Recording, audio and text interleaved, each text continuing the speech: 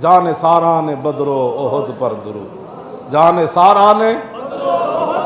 حضور کے واسطے سے بدر وچ بھی جنہاں قربانیاں دتیاں تے حضور دا دفاع کیتے انہاں تے بھی لکھاں درود تے سلام، تے پھر جڑے میدان عہد وچ اگے کھڑ کے حضور دے کٹتے رہے انہاں وچ بھی لکھاں درود تے لکھاں سلام حضور دے واسطے نال، حضور دے وسیلے نال۔ قال محمد بن عمر پھر حضور جب میدان عہد میں تشریف فرما ہوئے تو پھر حضور نے خطبہ دیا۔ سانو اور کیڑے فلسفے دیجیے، اسی یہی گلا کرنے ہیں کہ مولانا صاحب کیڑی، میں کہ یہی تو گلا ہیں۔ اقبال قلندر لاہوری اپنے بارے گل کیتی، سارے نو بھی جمع نہیں کیتا، کہنا مجھ کو تو سکھا دیا فرنگ نے زندگی کی، پڑھن جے گیا، حالانکہ ایک گل ہے نہیں، اپنے آپ نو گناہگار حضور دی پھر امت ہے، اس دی اپنے آپ نو گناہگار کہندا ہے۔ اقبال کہندا مجھ کو تو سکھا دیا فرنگ نے زندگی کی، اس دور کے ملا ہیں کیوں ننگے مسلمان، کہندا مینوں تو انہاں سکھائی بے دینی، مولویوں نو کی ہوا کیوں نہیں، اپنے بارے انہیں گل کی، ہم کو نہیں اس نے کہا، کہتا مجھ کو تو سکھا دی فرنگ نے زندگی، اور چونکہ حضور دا غلام ہے اور قیامت اتنا حضور دے نال انہوں محبت ہے کہ قیامت والے دن بھی حضور دے سامنے نہیں جانا چاہتا، میں اس قابل ہی کوئی نہ، ہاں جی، اس واسطے حج عمرے تے بھی نہیں گیا، ویکھدے ہی انہیں روضہ رسول نو ویکھدے ہی دوروں ویکھدے اقبال شہید ہو جانا سی، وہ فنا پھر رسول، ہاں جی، کجا مکتب کجا میں خانہ شوق، تو خود فرما مرا این بے کہ آن بے۔ اقبال خود اے جڑی عشق دیاں گلاں کیتیاں کہدا میں خود حضور دی بارگاہ وچ ایتھوں بیٹھ کے عالم روحانیت وچ قرب اور بود نہیں ہوندا، ہاں اقبال لاہور بھی سی تے ایویں سی جویں حضور دے سامنے حاضر سی، ہاں جی، روحانیت وچ قرب بود نہیں ہوندا، ایتھوں بیٹھ کے اقبال نے استغاثہ کیتا، کجا مکتب کجا میں خانہ شوق، حضور تسی مینوں فرماؤ میں لکھاں پڑھاواں معلم بن جاواں استاد بن جاواں اور جناب پروفیسر بن جاواں یا تواڈے عشق دیاں گلاں کراں، کجا مکتب کجا میں خانہ شوق، تو خود فرما مرا این بے کہ آن بے، تو خود فرما، عجیب خطاب ہے،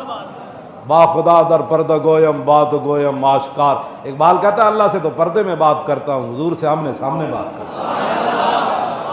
با خدا در پردہ گویم بات گویم آشکار، یا رسول اللہ او پنہاں تو پیدا ہے من، اینجے کہندا کجا مکتب کجا میں خانہ شوق،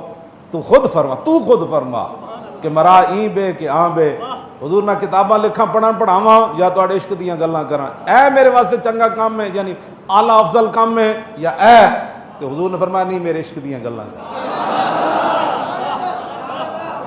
اسے واسطے کہندا نساکی ناز پیمانہ گفتم حدیث عشق بے باکانہ گفتم، کہندا میرے کلام وچ تانوں کدی شراب تے شرابیاں دی پین پڑان والیاں گلاں نہیں نظر آنی، نساکی نہ میں جناب شراباں دیاں بوتلاں دیاں تعریفاں کر کیوں جی، نہ انہاں دے رنگاں دیاں تے نہ دیسی تے نہ ولایتیاں دیاں، میں میرے کلام وچ تانوں کدی نہیں نہ ساکی نہ از پیمانہ گفتم، میں کہ پھر کی کرنا، کہندا حدیث عشق بے باکانہ گفتم،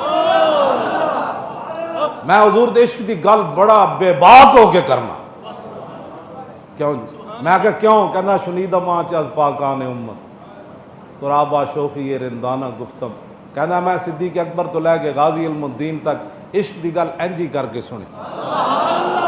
تو میں بھی انجی کر کے کر، گل سمجھ آئی، بس اتنی بات ہے، ہن میرے آقا و مولا پہنچ گئے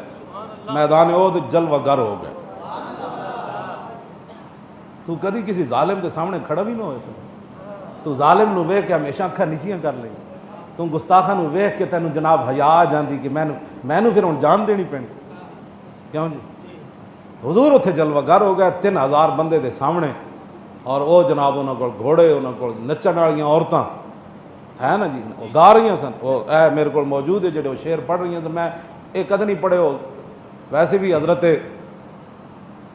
ابو دجانہ جدو تلوار تھلے آئی نا حضرت ہندہ بعد پھر کلمہ پڑھ گئی،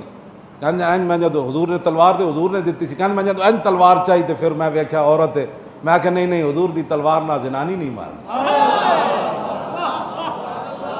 قیامت تک لوگا کہنا ہے حضور دی تلوار نہ زنانی، تو زنانی کے حقوق کی باتیں کرتے ہو، وہ تو جنگ میں بھی ہونا، جب حضور کا غلام ہو تو تلوار روک لیتا ہے،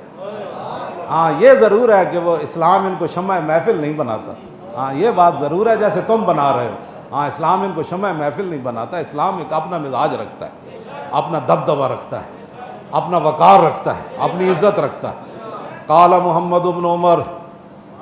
ثم قام رسول اللہ صلی اللہ تعالی علیہ وسلم فخطب الناس فقال ایھا الناس اوصیکم بما اوصانی اللہ تعالی به فی کتابہ من العمل بطاعتہ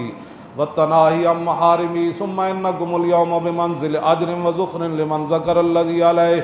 ثم وطن نفسہ له على الصبر والیقین والجد والنشاط فإن جہاد العدو شدید کریہ قلیل من یصبر علیہ الا من عزم اللہ تعالی رشدا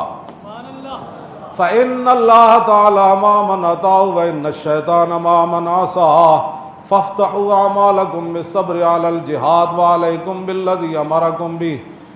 والتمسوا بذلک ما وعدکم اللہ تعالی وعلیکم امرکم الذی بہ فإنی حریص علی رشدکم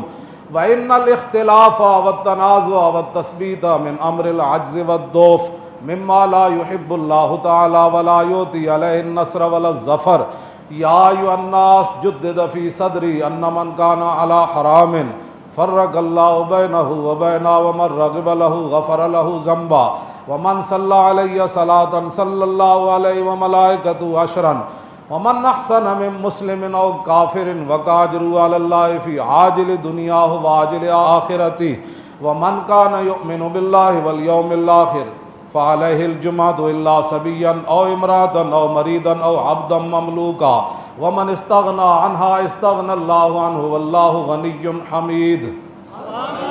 ما اعلم من عمل يقربكم الى الله تعالى الا وقد امرتكم به ولا اعلم من عمل يقربكم الى النار الا وقد نهيتكم عنه وانه قد نفس في روعي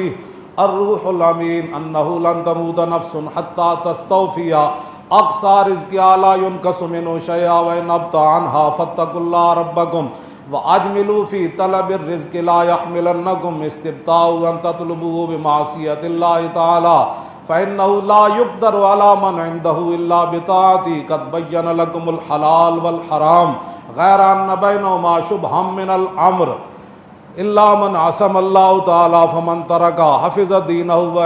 وعرضه ومن وقع فيها كان كالراعي إلى جنب الحمى أو شك أن يقع فيه وليس ملك إلا وله حمى ألا وإن حمى الله تعالى محارمه والمؤمن من المؤمنين كالرأس من الجسد اذا اشتكى تداعى عليه سائر الجسد والسلام علیکم ورحمۃ اللہ۔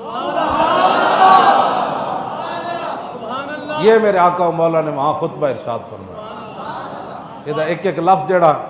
وہ سخن ہے جس میں سخن نہ ہو، میں نثار تیرے کلام پر ملی یوں تو کس کو زبان نہیں، وہ سخن ہے جس میں سخن نہ ہو، وہ بیان ہے ان کی باتوں کی لذت پہ بے حد درود،